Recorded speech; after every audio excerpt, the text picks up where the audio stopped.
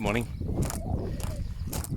I think we've all got a fair few new heroes added to our list over the last couple of weeks, haven't we? People who we look up to a little bit more, admire and appreciate that little bit more than we did before.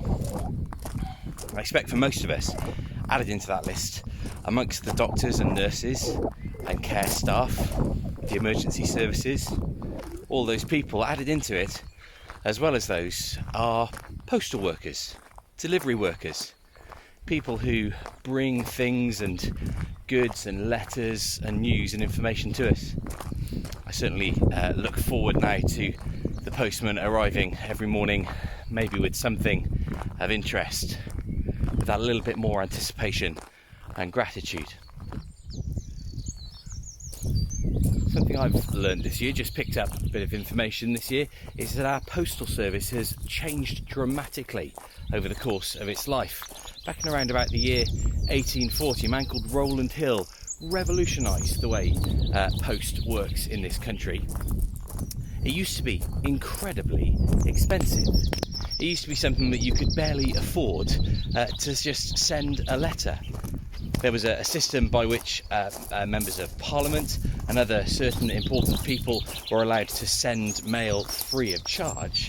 But for the average person, it was an incredibly expensive process. And so if you wanted to send a letter, you had to make jolly sure that you wanted to and were willing to bear the cost. It led to all sorts of ingenious ways of trying to beat that cost, beat the system. Amongst them, you'd find that people would cross-write their letters, as you can see now. They would write their letter on a piece of paper, but then at 90 degrees to it or some other angle to it, they would continue the message rather than adding an extra sheet of paper, because you paid per sheet. So you'd cross-write your letter so that you could get as much information as possible onto the single sheet of paper that was costing you the earth. Another way that people tried to beat the system was by way of a code written on the envelope outside of the letter, so that the person who was receiving it, as they looked at it and examined whether it was for them or not, would actually get the majority of the message that was being sent to them. And once they knew what the sender wanted them to know, they could say, "No thanks, this letter's not for me," and give it back to the postman. That worked because the system used to be that the person receiving the letter was the one who paid for it. The person sending just wrote the letter, popped it in the post with the address on it and their secret code and their long message, and then when the postman arrived at the place where it was going to be delivered, he knocked on the door, and whoever it was addressed to hopefully would answer the door and pay to receive it.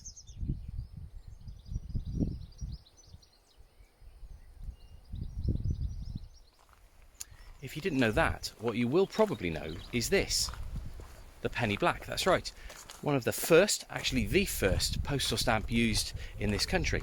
It was part of Rowland's revolutionising of the postal service. So much of the work of the postal service was going wasted by people rejecting letters at the doorstep, that he thought that if you could dramatically increase the amount of work that was done and achieved by reducing the price, you could still actually make it a profitable and worthwhile organisation. And he did that by making the person sending the letter pay for it, and stamps were introduced. Their popularity rose enormously. Loads more mail was sent and delivered, and even though it was a lot cheaper, it was a lot more profitable.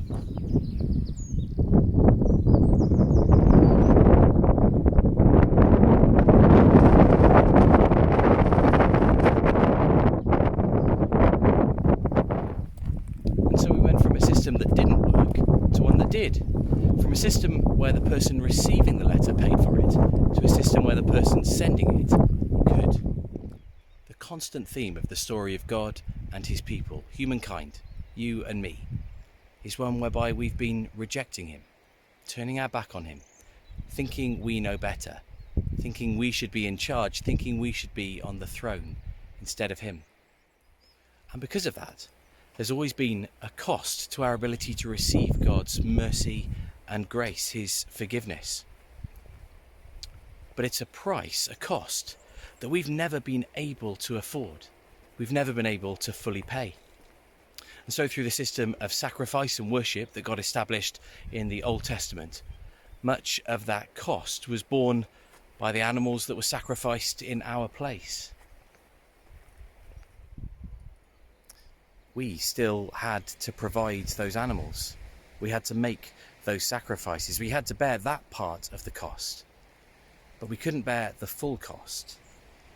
But God always had a bigger plan, a greater rescue in mind, a total revolutionising of the system that meant that we wouldn't have to pay at all anymore. So great is his love for you, for me, for all humankind, for everyone he's created, that he turned the system upside down, meaning that he would pay the price himself. The one sending grace and mercy and forgiveness would bear the full cost that we couldn't afford. And that's the story of Easter. Jesus' death on the cross on Good Friday was turning the system upside down, making it one that worked because he was taking the cost. He was taking the burden of all of our brokenness and our wrongness, all of our sinfulness, all of our bad decisions, all of our deliberate rejection of God. He took the cost of the delivery of that message of total and utter grace. I suppose you could say it was the ultimate cross-written letter.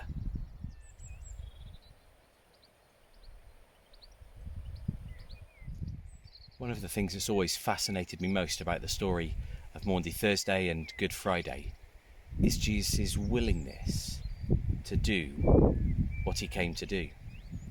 That he went towards that place of such pain and hatred and hurt. He went there because he wanted to bear the cost for us. He wanted to take on himself the responsibility, the blame for everything that I'd ever done, every way in which I'd ever rejected God. And as he died on the cross, not just the physical pain that must have been unbelievable, unimaginable, but the pain of bearing that burden was a far greater cost than I could possibly imagine. And I suppose that's where the similarity with Rowland Hill's revolutionising of the postal system falls down. Every single analogy and illustration always does fall down, doesn't it? Jesus' transforming of the system didn't work because it made it cheaper.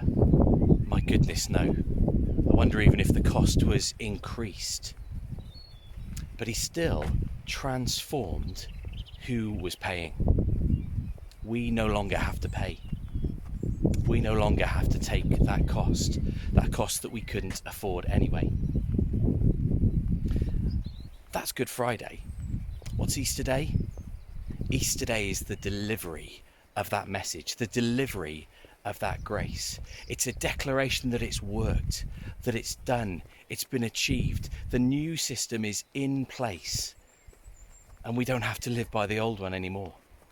It's a remarkable shout of triumph, an exclamation of pure joy and delight at God's own success, so that now, with our hands full of his grace and mercy, with our hands full and our hearts full of his love and his closeness and his nearness that we couldn't have had before, we can celebrate all of God's love because we can receive it.